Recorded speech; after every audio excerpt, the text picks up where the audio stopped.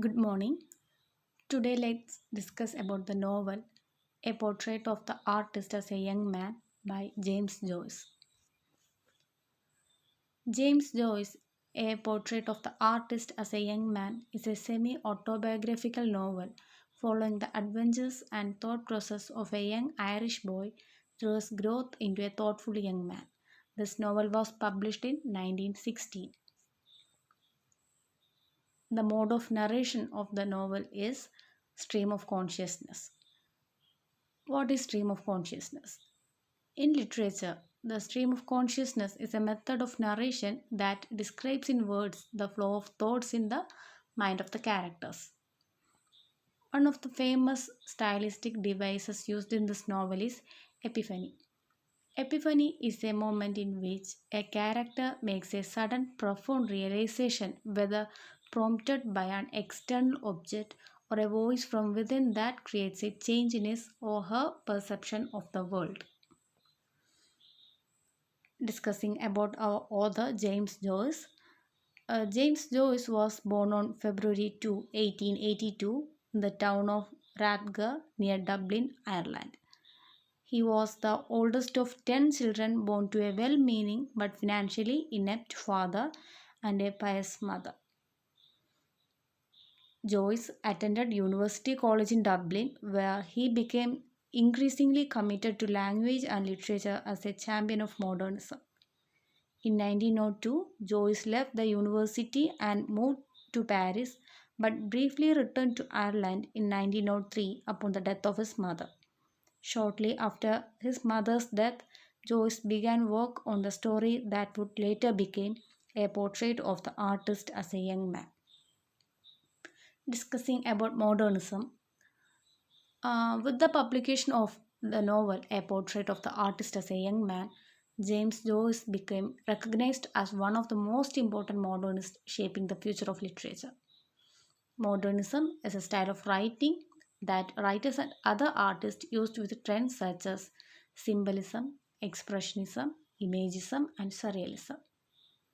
The modernists rejected 19th century realism and remained disengaged from mainstream thought and values and to present their readers with complex new forms.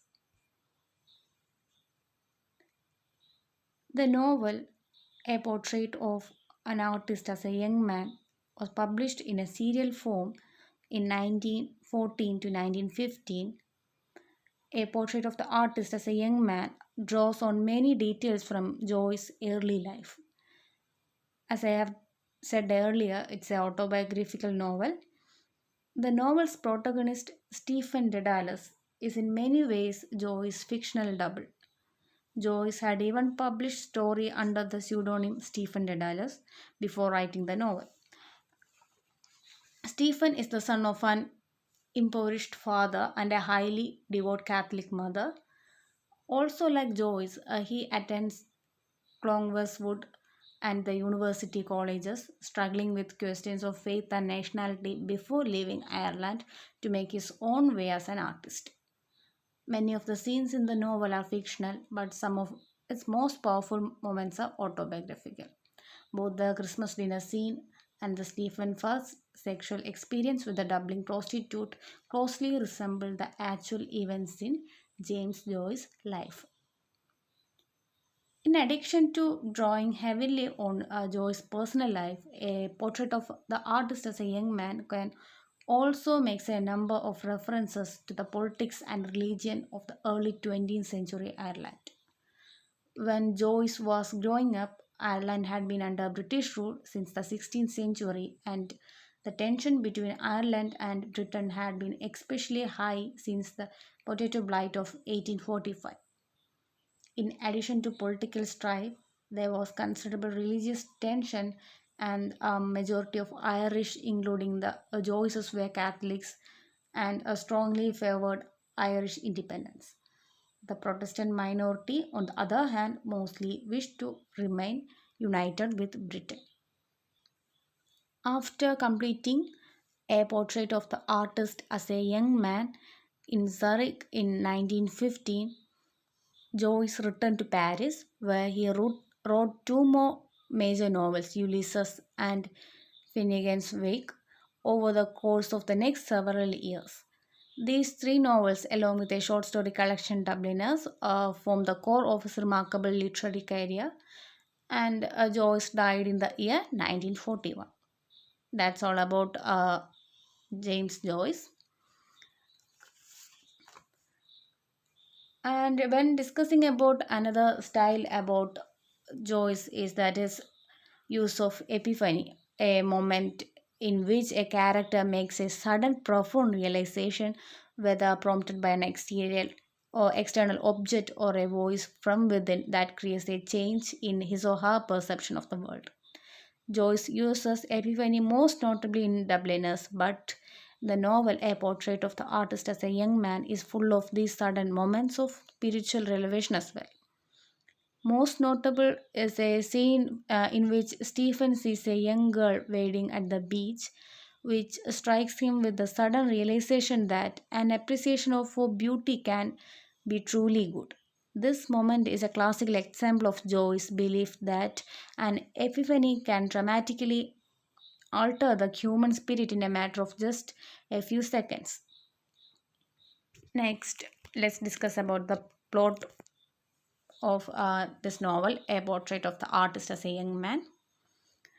A Portrait of the Artist as a Young Man tells the story of Stephen Dedalus, is the main character in this novel, a boy growing up in Ireland at the end of 19th century. As he gradually decides to cast off all his social, familial, and religious constraints to live a life devoted to the art of writing. As a young boy, Stephen's Catholic faith and Irish nationality heavily influence. He attends a strict religious boarding school called Clongowes Wood College. At first, Stephen is lonely and homesick at the school. But as time passes, he finds his place among the other boys and he enjoys his visit home. Even though family tension ran high after the death of the Irish political leader Charles Stuart Parnell, this sensitive subject becomes the topic of a furious politically charged argument all over the family's Christmas dinner. Stephen's father, Simon, is inept with money, and the family sinks deeper and deeper into debt. After a summer spent in the company of his uncle Charles, Stephen learns that the family cannot afford to send him back to Clongowes and that they will instead move to Dublin. Stephen starts attending a prestigious day school called Belvedere, where he grows to excel as a writer and as an actor in the student theatre. His first sexual experience with a young Dublin prostitute unleashes a storm of guilt and shame in Stephen as he tries to reconcile his physical desire with the stern Catholic morality of his surroundings. And for a while, he ignores his religion upbringing, throwing himself with debauched abandon to a variety of sins, masturbation, gluttony, and more visit to prostitutes, among others. Then, on a 3 day religious retreat, Stephen hears a trio of fiery sermons about sin, judgment, and hell. Deeply shaken by this, the young man resolves to rededicate himself to a life of Christian piety.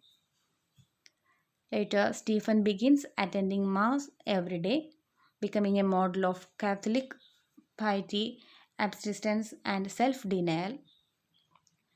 His religious devotion is so pronounced that the director of his school asks him to consider entering the priesthood. After briefly considering the other, Stephen realizes that the austerity of the priestly life is utterly incompatible with his love for sensual beauty. That day, Stephen learns from his sister that the family will be moving once again for a financial reasons. Anxiety awaiting news about his acceptance to the university, Stephen goes for a walk on the beach where he observes a young girl wading in the tide. He is struck by her beauty and realizes in a moment of epiphany that love and desire of beauty should not be a source of shame. Stephen resolves to live his life to the fullest and vows not to be constrained by the boundaries of his family, his nation, or even his religion. Stephen moves on to the university where he develops a number of strong friendships and is especially close with a young man named Cranley. In a series of conversations with his companions, Stephen works to formulate his theories about art. While he is dependent on his friends as listeners, he is also determined to create an independent existence, liberated from the expectation of friends and family. He becomes more and more determined to free himself from all the limiting pressures and eventually decides to leave Ireland to escape them. Like his namesake, the mythical Daedalus, Stephen hopes to build himself wings on which he can fly above all the obstacles and achieve a life as an artist. This is a small summary of the novel, and now let's discuss about the characters of the novel. Our main protagonist is Stephen Dedalus, the main character of the novel, a portrait of the artist as a young man.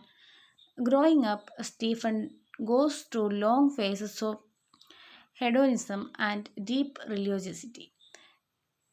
He eventually adopts a philosophy of aestheticism, greatly valuing beauty and art. Stephen is essentially Joy's alter ego, and many of the events of Stephen's life mirror events from Joy's own youth. The next character is Simon Dedalus, who is Stephen's father, then Mary Dedalus, Stephen's mother, the Dedalus children, the siblings who do not play much role in the novel. Stephen has several brothers and sisters, including Maurice, Katie, Maggie, and Booty. Then Emma Clary, she is Stephen's beloved, the young girl to whom he is fiercely attracted over the course of many years. Stephen constructs Emma as an ideal of femininity, even though he does not know her well. Then the other characters include Mr. John Stacey, who is Simon Dedalus' friend. Then Charles Stuart Parnell is an Irish political leader. Then Dande. Then Uncle Charles, who is Stephen's lively great uncle. Eileen Vance, Father Conmee, Father Dolan, Athie, Brother Michael, Fleming, Father Arnold, Mike Flynn, or B. Mills, Vincent Heron, Cranley. These are the important characters in this novel. There are also several minor characters that are not too important. Now let's discuss about the themes. This novel explains a vast variety of themes such as soul and body, innocence and experience, order and the senses, literature and life, religion, nationality, and freedom. When discussing the symbols and motifs, uh, music, bat, colors, Daedalus, and the wedding girl, these are all the symbols, and father figures and quotations are the main motifs in this novel. Thus, to conclude, the novel, A Portrait of the Artist as a Young Man, is the story of Stephen's constant struggle against a hostile environment at home, in school, and at the university, in church, and the country, and he finally goes into voluntary exile to work as a dedicated artist who loves loyalty to nothing but his art. Thank you.